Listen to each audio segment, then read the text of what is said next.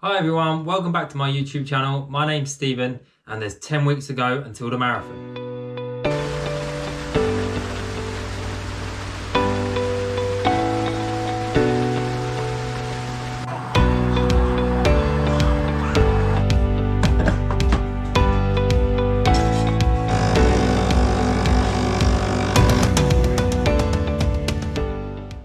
Good morning everyone.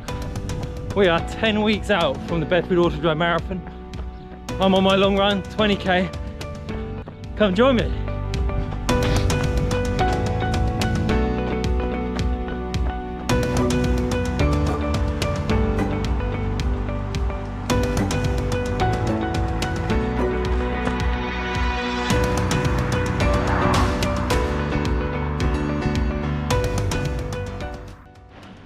Sunday long run done. Took it really easy today. Listened to a podcast, a Runner's Life podcast. Yeah, it's really chilled. About 5:30 a kilometre maybe, a bit higher in some bits. But then I put some music on for the last 3k because the podcast ended, and you can just see my pace just shoots up. Music really does make you go faster. But yeah, 20k or 20.5k. Very happy with that. That ends the week on about 55k for the week. So. Yeah, good week, just consistent building. I think last week was 53. It was meant to be a little more this week, but I missed time one of my runs and had to cut the warm up and the cool down short. But yeah, 55k for the week's very good, happy with that. So we're just 10 weeks to go. I'm feeling good, training's going well.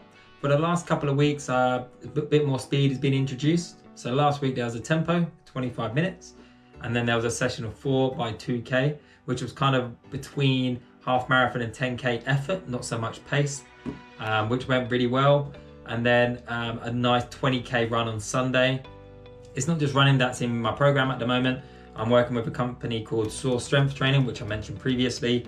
They analyze my strengths and weaknesses, and basically I need to keep strengthening my whole body, but specifically my lower limbs, my lower legs, just from my surgery.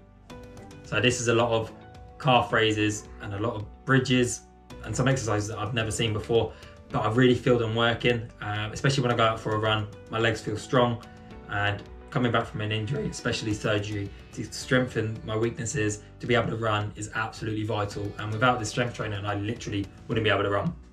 So a little injury update on myself. The shin is actually fine, but during every run, for the first 5 minutes, it's achy, or my ankle feels quite weak and there's no stability. But there is, it's just my surgery just feeling really funny. My long run on Sunday, which was 20k, for the first 30 minutes, running on flats, it was just hurting. I almost turned around a couple of times and called it a day, but I wanted to just push through it and see if it was actually the injury getting worse or it was just warming up. Turns out it was just warming up. I had a long week. Outside of running with family commitments, and I think that all just got on top of me, and it just, I don't know, it just felt a bit funny. But after 30 minutes, as soon as I started running hills, it was absolutely fine. So next week we'll be actually reducing my mileage. I built up from around 40 all the way up to 54, but this week it's just a bit of recovery week, let my body recover, and then we build up again. Obviously in the whole marathon process, reducing your weekly mileage is something you need to do every 3 to 4 weeks. Just a little reset, let your body recover, and that's exactly what we're doing here. And then the week after next, we'll just start building back up. So in my long runs, I always add a couple of hills in there if I can. Locally I've got some big ones which are quite nice, probably about a kilometre each up a hill. But what I want to know is, do you love your hills? Do you incorporate them into your long run, or do you absolutely despise them? Let me know below. So when running, I absolutely love including hills. I always make sure they're always there on my long run. Not so much on my intervals because it mucks up your efforts and your paces, but especially on my long runs, on my easy runs, I always try to incorporate them. I see them as a little challenge. It really helps you focus your form. It just gets my body pumping and ready.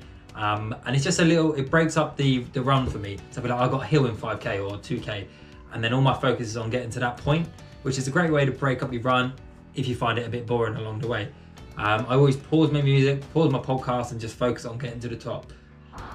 And as always, the benefit of running uphill, the downhill. So what's on the agenda moving forward? So on my calendar, I haven't booked it yet, but I'm looking at the St. Albans 10K. When I ran it last time, which was in 2020, I think, I got my PB of 34 minutes. So I'm looking to race it again. I'm going to get nowhere near that, but I want to just see where I am now in my build-up compared to maybe where I was before, but also to start giving me accurate paces for my training moving forward.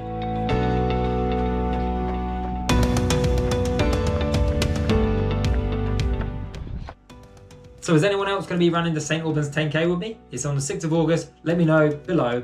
And if not, let me know what races you'll be racing and what your aims are. Once again, thank you very much for watching my channel, following my progress of my journey to a good for age, or aiming for a good for age time for the London Marathon. Let me know below what your aims are and if you're going to be running the Bedford Autodrome Marathon as well. See you guys.